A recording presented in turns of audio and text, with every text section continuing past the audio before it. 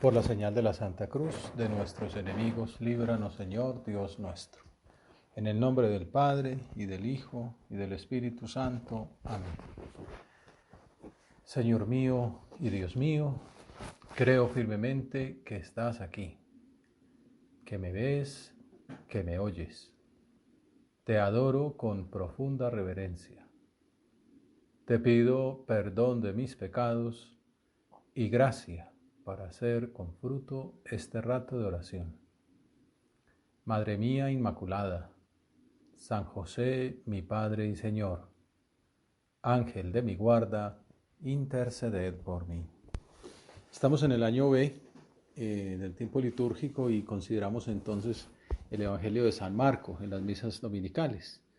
Este es un discípulo de San Pedro y escribió su Evangelio para enseñar a los paganos de Roma. Ahí en la plaza de San Marcos, en la plaza Venecia, junto a los foros romanos, se conserva una basílica muy bonita en la cual se inspiró San José María para la construcción de la iglesia prelaticia Santa María de la Paz. Y dice la tradición que ahí, pegadito a los foros, San Marcos predicaba. Y por eso la plaza Venecia es la que está al lado de San Marcos, porque San Marcos es el patrono de esa ciudad. Bueno, pues este evangelio es muy utilizado para la catequesis, porque así como casi todos los otros están pensados para judíos y dan por hechas muchas enseñanzas, San Marcos explica más para el que no sabe y entonces es más catequético. La primera parte es una especie de prólogo para la actividad de Jesús. Narra brevemente la misión de San Juan Bautista, el bautismo de Jesús, las tentaciones en el desierto. E inmediatamente después describe ya propiamente los comienzos del ministerio del Señor. Dice San Marcos, después de que Juan fue entregado, Jesús se marchó a Galilea a proclamar el Evangelio de Dios. Proclamar, ¿no? A evangelizar, a anunciar la buena nueva. ¿Y en qué consiste ese mensaje? Evangelio es buena nueva. Decía, se ha cumplido el tiempo. Tenemos siglos esperando los judíos que llegara el Mesías y entonces el anuncio de Jesús es, ha llegado la plenitud de los tiempos. Está cerca el reino de Dios. Esa es la gran noticia. Por eso el Papa Francisco nos habla de esa alegría del Evangelio, anunciar que se ha llegado el tiempo, que y el reino de Dios ya llegó en Jesucristo. Y continúa diciendo, convertíos y creed en el Evangelio. Con estas pocas palabras, San Marcos resume toda la predicación de Jesús. El anuncio del reino y la llamada a la conversión. Que si ustedes piensan, nos pueden recordar que es uno de esos misterios de luz de los que habló San Juan Pablo II cuando en el 2002 añadió esa cuarta agrupación de misterios al rosario. Y este pasaje lo compendia el Papa polaco en el tercer misterio luminoso del rosario y lo glosa con las siguientes palabras. Misterio de luz, porque los misterios nuevos eran los de luz, y el tercero era ese, el anuncio del reino, la invitación a la conversión. Misterio de luz es la predicación, con la cual Jesús anuncia la llegada del reino e invita a la conversión. Pero no solo eso, sino también perdonando los pecados de quien se acerca a Él con fe humilde, iniciando así el ministerio de la misericordia que Él continuará ejerciendo hasta el fin del mundo, especialmente a través del sacramento de la reconciliación que ha confiado a la Iglesia. Prácticamente ahí está dicho el mensaje de esta meditación, que es pues glosar, ahondar, profundizar, meditar en estas palabras de Jesús. Se ha cumplido el tiempo, está cerca el reino, convertíos y creed en el Evangelio. Son las mismas palabras, si ustedes se ponen a pensar, las mismas palabras que utilizó Juan Bautista al final de su predicación, son las que utiliza Jesús para comenzar las suyas. Convertíos, ¿no? Metanoiete. Esta mañana leía la predicación del sacerdote y dice, te puede sonar a griego, ¿no? Porque efectivamente es griego, metanoia, ¿no? Conversión. Y no es casualidad que la Iglesia utilice estas palabras en la liturgia del comienzo del año para invitarnos a una mudanza de vida. Como decía San José María, retomando aquella frase que nos sonará cercana en el tiempo, porque seguramente la escuchamos mucho en el periodo navideño que acaba de terminar, la gente dice año nuevo, vida nueva, pero pues tampoco es verdad porque seguimos siendo los mismos. Esta mañana me escribía alguien feliz mes 13 del 2020, ¿no? Porque un poco además seguimos en la misma pandemia, con las mismas dificultades y haciendo chistes con lo duro que estamos pasando. Pues San José María decía, año nuevo, vida nueva, no. Año nuevo, lucha nueva. Bueno, de esa manera sí que la vida puede cambiar. Año nuevo, lucha nueva. El tercer o cuarto lunes de enero, uno es el tercero, otro es el cuarto, la gente conmemora por ahí, sobre todo en el mundo comercial, el Blue Monday, ¿no? El lunes triste le llaman. Algunos se lo inventó porque parece que hizo unas cuentas de que se vendía menos y se vendía menos viajes. Dicen que es el día más desconsolado del año, por lo que supone de retorno al trabajo y más aún en tiempos de pandemia. Es como esa visión negativa del trabajo y de la responsabilidad. Entonces, pues cuando se acaban las vacaciones, qué día tan triste. Para un cristiano es todo lo contrario, es un día de alegría, un día de gozo, porque es la ocasión de recompensar la lucha espiritual. Y por eso, en el fondo, la liturgia nos propone, ahora como tercer domingo del tiempo ordinario, al inicio pues de este periodo que nos espera, como, no es que se lo haya propuesto por el tiempo de pandemia, no, a ver, al comenzar un año, ¿qué debe pensar un cristiano? Tampoco es que se lo haya pensado, no, pues lo mejor es la conversión, no, es simplemente cojamos el Evangelio de San Marcos, pues el primer domingo es el bautismo, el segundo, las llamadas a los apóstoles, el tercero, convertidos y creed en el Evangelio. Tampoco es que la iglesia lo haya propuesto, es Jesucristo mismo el que en la estructura de su mensaje, el Espíritu Santo, al inspirar al autor sagrado, al evangelista Marcos, pone esa estructura, o sea, como de entrada, convertidos. Es como que a veces, cuando uno estudia pues como la predicación, el anuncio, la narrativa, hay que empezar de una manera que atraiga, ¿no? Y bueno, pues Jesús dice, a ver, para entender este mensaje, lo primero es que hay que cambiar de chip.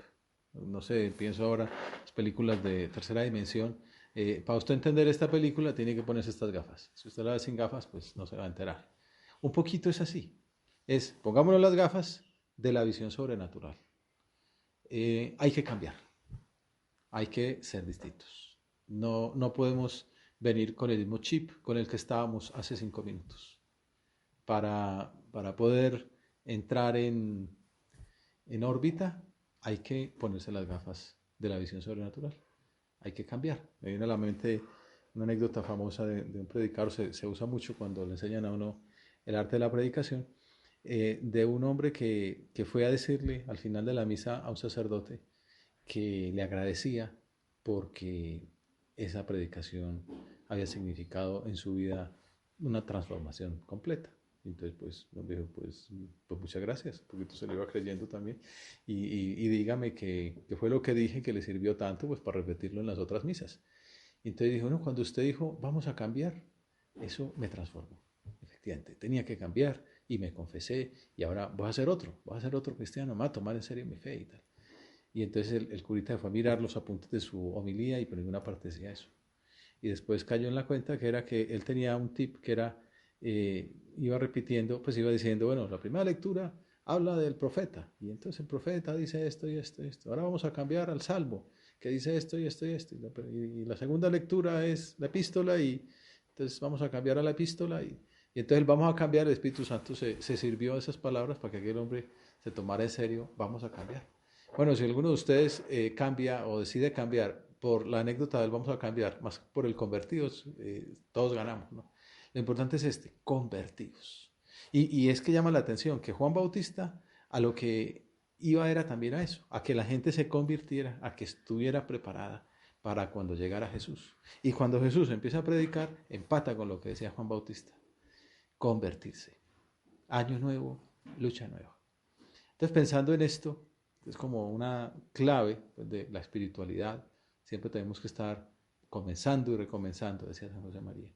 Me vino a la mente no, la verdad, más que manualmente me puse a buscar en mis archivos, ahí en mis ficheros, y me encontré una carta que nos escribió Monseñor Javier Echevarría, que era el prelado del Opus Dei y por lo tanto gran canciller de la Universidad de La Sabana. Algunos de ustedes se acordarán que en el 2011 la universidad se inundó en Semana Santa. Y eso fue tremendo, pues, bueno, en Pascua en realidad. Fue tremendo, yo estaba en Bogotá, ir viendo ahí en el periódico, ya empezaba el internet a funcionar, pues cómo iba subiendo ese nivel, hasta que ya por la noche ver el noticiero con el agua a 2 metros de altura, pues una cosa impresionante. Pero bueno, eso se resolvió, eh, se, se bajaron las aguas de nuevo, se sacaron las sillas y las mesas a las afueras de los edificios y vamos a empezar a limpiar y a recomenzar también, ¿no? Pues cuando ya estaba todo listo para volver a arrancar, pues todas esas labores de reconstrucción, cayó una segunda inundación y casi que peor que la primera. Entonces eso fue pues como para tirar la moral por el suelo. Pues bueno, el padre nos escribió una carta también para animarnos y para hacernos vernos, que nosotros viéramos que teníamos la oración pues de 100.000 personas en todo el mundo, por lo menos. Y entonces nos decía, me guardé en el fichero esa carta para recordarla cuando meditara sobre lucha interior, sobre comenzar y recomenzar.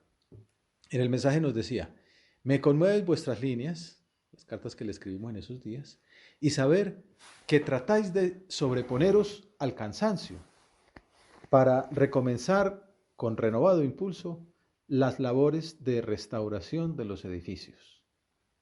Entonces nos da unos consejos muy concretos. Procurad estar siempre muy pendientes unos de otros, con caridad fraterna.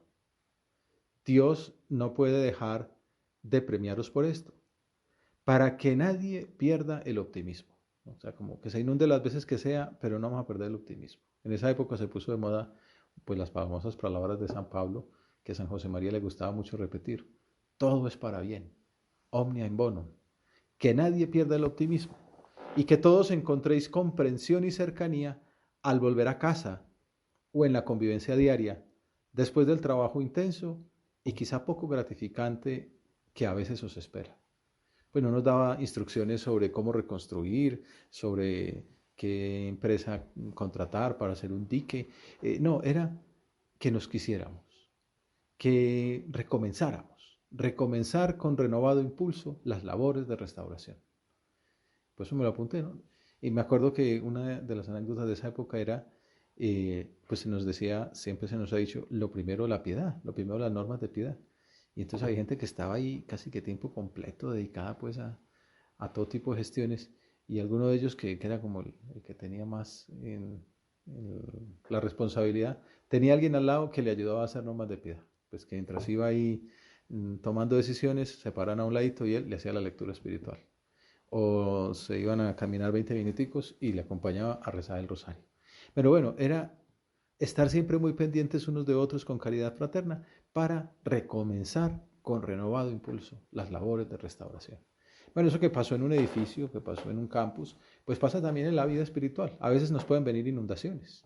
Vamos a tener agua hasta el cuello, como se dice, o de pronto hasta las rodillas o en los tobillos, pero no deja de ser incómodo y decir, recomenzar con renovado impulso achicar, secar, cambiarse, volver a empezar, todas las veces que haga falta, que nadie pierda el optimismo. Año nuevo, lucha nueva, comenzar y recomenzar. Estamos empezando un año muy especial. Hace casi un año estábamos con la meditación del crecer para adentro, en abril, cuando empezaban los confinamientos, y podemos hacer ese balance, decir, bueno, esperemos que sí hayamos crecido.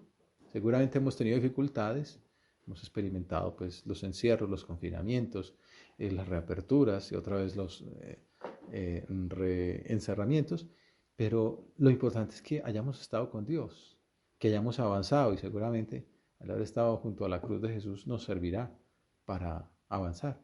Lo importante, sobre todo, que no hayamos perdido el optimismo. Y ahora que pensamos un nuevo año, más o menos en las mismas circunstancias, bueno, con un optimismo renovado. Año nuevo, lucha nueva. ¿Qué nos espera este semestre? Pues seguir luchando para que las normas de piedad sean lo primero, para que la fraternidad nos lleve a estar muy pendientes los unos de los otros, y Dios no dejará de premiarnos por esto. Sin perder el optimismo, encontraremos comprensión y cercanía en la convivencia diaria después del trabajo intenso y quizá poco gratificante que nos espera. Es como un horizonte para todo el año que tenemos por delante. Año nuevo, lucha nueva, comenzar y recomenzar. Son como los lemas que explicitan la invitación de Jesús. Se ha cumplido el tiempo y está cerca el reino de Dios. Convertíos y creed en el Evangelio. ¿Cuál es la clave para este nuevo año, para este nuevo confinamiento? Esta noche entramos en toque de queda en muchas ciudades. ¿Cuál es la clave? Convertíos y creed en el Evangelio. Al comienzo de un nuevo año, tú, Señor, nos reiteras esa llamada a cambiar. El reino de Dios está dentro de nosotros cuando dejamos que tú seas nuestro dueño, cuando acogemos esa llamada que nos haces a la conversión. Hace 8 días hablábamos de la llamada de Andrés y de Juan, que fueron y lo vieron. Hoy el Papa escribió un mensaje a los periodistas diciendo que así tiene que ser un periodista. Venid y veréis, ¿no? Ir y ver, no quedarse en la oficina, no quedarse ahí detrás del computador, sino pues salir al encuentro de la verdad, de las personas necesitadas, de nuestros amigos, de nuestros hermanos. Y entonces el reino de Dios está dentro de nosotros cuando acogemos esa llamada que nos hace a seguirle de cerca, a venir a Él, a verlo, a experimentar su corazón, a ver qué es lo que Él siente, qué es lo que quiere de nosotros, de nuestra familia, de nuestro ambiente, de la institución en la que estamos. Esa llamada que nos hace a la conversión en concreto. Bueno, Señor, vengo a verte y ¿qué me dices? Conviértete, cree en el Evangelio. Bueno, pues que tenga, Señor, la humildad para convertirme. Ya además está muy pronta, este año nos toca muy cerca la Cuaresma y entonces pues ahí podemos empezar a entrar en esa lógica, en esa tónica de conversión. En la primera lectura vemos la figura de Jonás y Jesús, por eso están así puestas como en paralelo, la primera lectura, Jonás, en el Evangelio, Jesús invitando a la conversión. Y pues, ¿por qué está puesto Jonás en el tercer domingo cuando Jesús invita a la conversión? Bueno, pues porque Jonás también invitaba al cambio, a la conversión, como vemos en la lectura primera de la misa. Sabemos la historia de Jonás, que no quería aceptar la llamada, que se rehuía, como tantas veces hacemos nosotros, que la famosa ballena pues lo metió y lo lanzó ahí en las costas de Nínive. Y ya cuando salió allí, entonces cuenta el escritor sagrado que Nínive era una ciudad inmensa. Hacían falta 3 días para recorrerla, pues inmensa para aquella época. Jonás empezó a recorrer la ciudad, ya aceptó la vocación, decidió cumplir la voluntad del Señor y empezó a obedecer. Y entonces desde el primer día empezó a proclamar, dentro de 40 días Nínive será arrasada. Esos 40 días que son como los 40 días de la Cuaresma, tienen un número simbólico. Benedicto XVI comentaba que esta invitación a la conversión es un impulso para volver los brazos a Dios, para volver a Él, para dejarse abrazar por el Señor, que sabiendo que es un Padre tierno, misericordioso, una invitación a que nos fiemos de Él, a que nos abandonemos en Él como hijos adoptivos, regenerados por su amor. Él mismo previene con su gracia nuestro deseo de conversión y acompaña nuestros esfuerzos hacia la plena adhesión a su voluntad salvífica. Pensaba un poco como esos papás cuando el niño está aprendiendo a caminar todo gordito. Hay familias donde los niños pues, son gorditos como los parientes, ¿no? Y entonces el niño gordito que está ahí tratando de unir un paso con el otro. Y entonces, pero claro, va para el suelo que se las boga. Pero el papá está detrás ahí llevándole como un pasillo con las manos, de tal modo que no se termina de caer. El niño pues cree que está dando grandes pasos, como cuando uno está aprendiendo a montar bicicleta, pues que el gran paso es ese cuando uno da el segundo pedalazo y como que la cosa sigue. Ya después habrá que ver cómo se para, generalmente contra una pared. Pero lo importante es que uno está dando pasos. Bueno, Dios es ese Padre que está ahí llevándonos, respetando nuestra libertad, ayudándonos a que la ejerzamos, a que seamos nosotros los que van avanzando hacia Él, pero Él nos da su gracia para que lo logremos y nos acompaña esos esfuerzos hacia la plena adhesión a su voluntad salvífica. Así, decía el Papa alemán, convertirse quiere decir dejarse conquistar por Jesús. Claro, si uno dice los apóstoles que vimos hace 8 días, Juan Bautista dice, este es el Cordero de Dios, y dice, qué bien, pues no serían los apóstoles, ¿no? No estaría escrito el cuarto evangelio. Dicen, pues se fueron detrás de él y lo siguieron. Y cuando Jesús les voltea y dice, ¿qué buscan? Y le han dicho, no, nada, pues tampoco, ¿no? Ellos dicen con toda sencillez, maestro, ¿dónde vives? Y entonces vengan y vean. Y ellos fueron y vieron. Esa docilidad es muy importante, ese dejarse conquistar por Jesús, ese volver con Él al Padre, tener la humildad de decir, necesito conversión. El gran ejemplo de conversión es el hijo pródigo. El gran ejemplo de no conversión es Judas. El hijo pródigo es una historia maravillosa, me gusta mucho contarla, todos la conocemos. Me levantaré, iré a la casa de mi padre y le diré, Padre, perdóname porque he pecado contra el cielo y contra ti. Ya no merezco ser llamado hijo tuyo. Un hombre que se deja conquistar por esa reminiscencia de la entraña misericordiosa de su padre. En cambio, Judas, San José María decía, le faltó la esperanza, que es la virtud del hijo, del que dice, seguro que mi papá me perdona. El hijo pródigo no había calado a fondo en su egoísmo, en su hedonismo, en la entraña misericordiosa del Padre, pero algo sabía que algo había ahí. Y entonces decía, seguro que me da trabajo de obrero. Yo aquí me están pagando una miseria, ¿no? Quisiera ya comer como comen los marranos. Seguro que mi papá me da al menos el salario mínimo. Claro, él va convencido de que la gran petición que le va a hacer es que le dé un salario mínimo y el papá le dice, más salario mínimo, olvídese, venga que usted es el hijo y entonces vamos a hacer un banquete y tome su traje y tome su anillo. Bueno, eso es el Señor mostrando la misericordia. Nosotros somos ese hijo pródigo que hemos metido la pata, que hemos perdido la herencia, que hemos traicionado al Señor. Podemos ser como el hijo pródigo o podemos ser como Judas.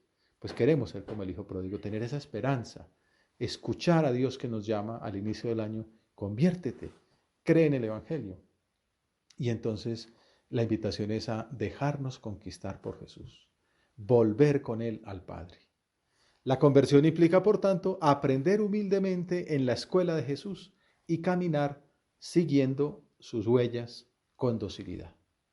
San José María decía poner nuestros pies en la impronta de sus pisadas. Si uno va pisando donde pisa Jesús, llega lejos.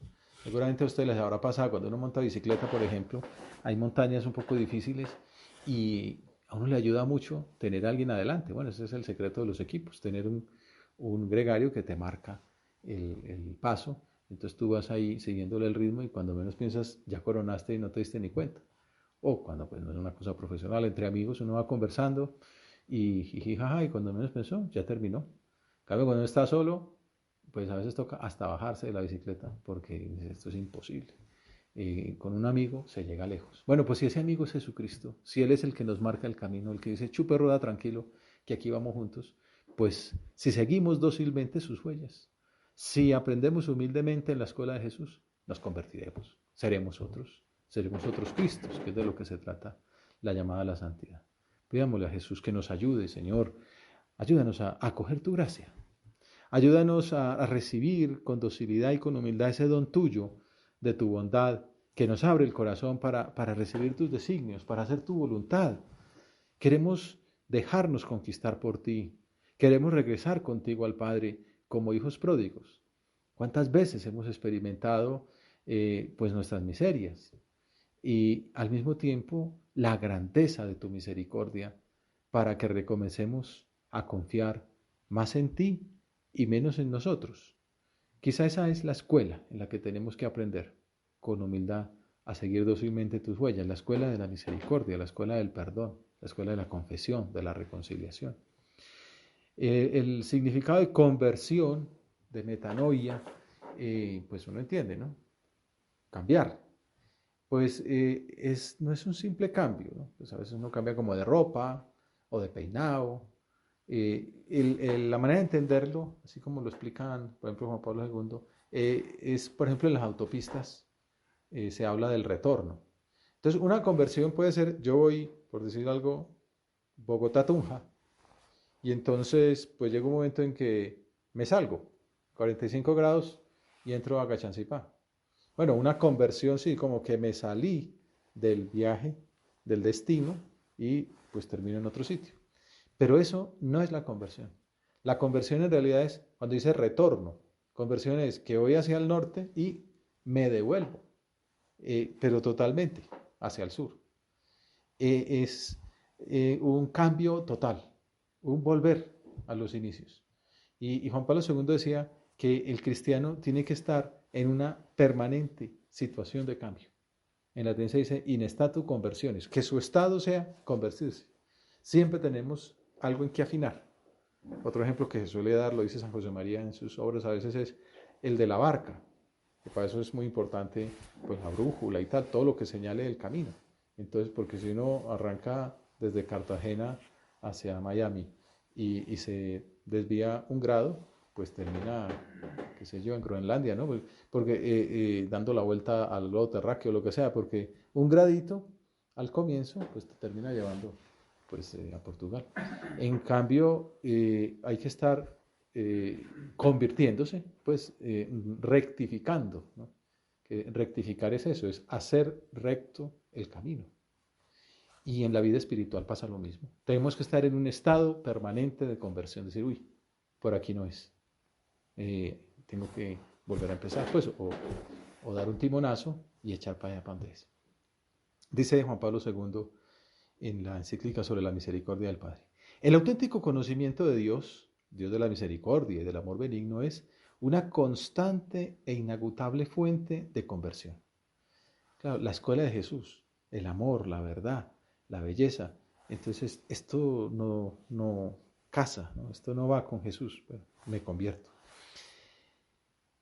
No es solamente un acto interior momentáneo, sino también una disposición estable, como un estado de ánimo. San José María lo decía, comenzar es de muchos, perseverar es de santos. O sea, una conversión la hace cualquiera.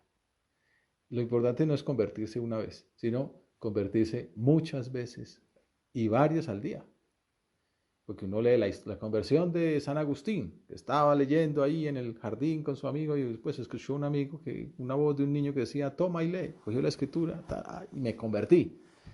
Bueno, sí, muy bien, ese día concreto todos tenemos momentos en nuestra vida en que hemos dicho, eso fue para mí un momento de gloria y de gracia y un kairos. Pero es que si hace tantos años que di ese paso, si no lo sigo dando, pues de nada sirve, porque uno puede volver otra vez a la carretera, pero si más adelante se sale, pues no llega a la meta. Hay que estar rectificando. Entonces dice Juan Pablo II, quienes llegan a conocer de este modo a Dios, quienes lo ven así, no pueden vivir sino convirtiéndose sin cesar a Él. Viven pues in statu conversiones.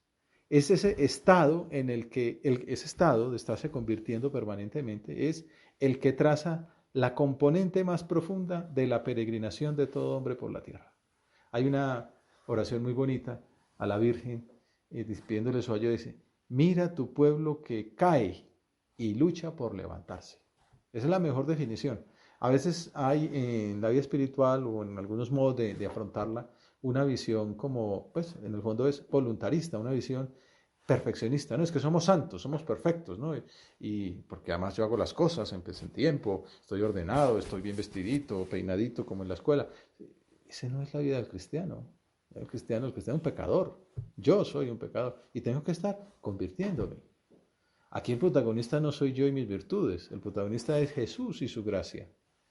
Y Él me va corrigiendo mis pecados, me los va perdonando, me va limpiando. Y entonces, entre más miserable sea, pues ¿qué pasa? No pasa nada. San Pedro, que veíamos hace 8 días, que lo trae Andrés su hermano y que Jesús le cambia el nombre y tal, pues termina traicionándolo 3 veces el Jueves Santo. No pasa nada. Después de eso termina siendo el Papa y está en el cielo y es una de las columnas de la iglesia. Se convirtió. Esa es la diferencia. O sea, Pedro fue tan traidor como Judas. Le dieron la espalda a Jesús. La diferencia está en que Pedro tuvo esperanza, lloró, se convirtió, pidió perdón y volvió a empezar.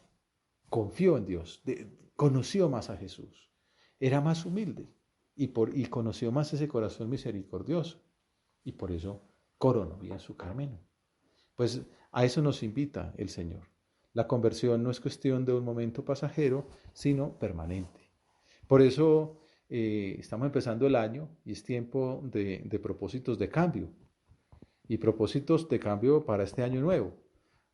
Pues hay todo tipo de propósitos, tenemos que pensárnoslos. Pensemos así para ir terminando la oración, propósitos concretos, propósitos medibles, de conversión permanente. También como que nos ayuda a decir, bueno, voy para Miami, entonces tengo que ir por aquí. Me acuerdo mucho a propósito de un amigo una vez que me decía, este año termino la tesis. Bueno, eso es un propósito, ¿no? Me comprometí con mi familia y tal, y efectivamente la terminó. O este año subo el promedio a 4.8. O este año publico tantos artículos o tantos libros. O este año hago tantos labores sociales al mes. O este año voy a hablar con un amigo al día de apostolado. O este año sí rezo el rosario cada día. O este año voy a ir a misa cada 8 días. O este año voy a ir a misa diario. Ahora he hablado con uno de ustedes que me decía, este año pido la admisión en el Opus Dei. Y yo, pues bueno, ojalá, si tienes la vocación. Ojalá en nuestra vida se repita la historia de los ninivitas, que al escuchar la predicación de Jonás creyeron en Dios, proclamaron un ayuno y se vistieron con rudo sayal, desde el más importante hasta el menor, pusieron a ayunar hasta las vacas. Y entonces al final el Señor se arrepintió y no asoló aquella ciudad. Bueno, pues ya se nos acabó el tiempo. Después el Señor sigue hablando de vocación y hace la llamada de los primeros pescadores de hombres. Pero bueno, nosotros acudamos a la Virgen Santísima, Reina de los Apóstoles, para que también nosotros seamos generosos como los discípulos, como Jonás, cuando sintamos esa voz de Cristo que nos llama a convertirnos y a ser también pescadores de hombres. Te doy gracias, Dios mío, por los buenos propósitos, afectos e inspiraciones que me has comunicado en esta meditación. Te pido ayuda para ponerlos por obra. Madre mía Inmaculada, San José, mi Padre y Señor, Ángel de mi guarda, interceded por mí.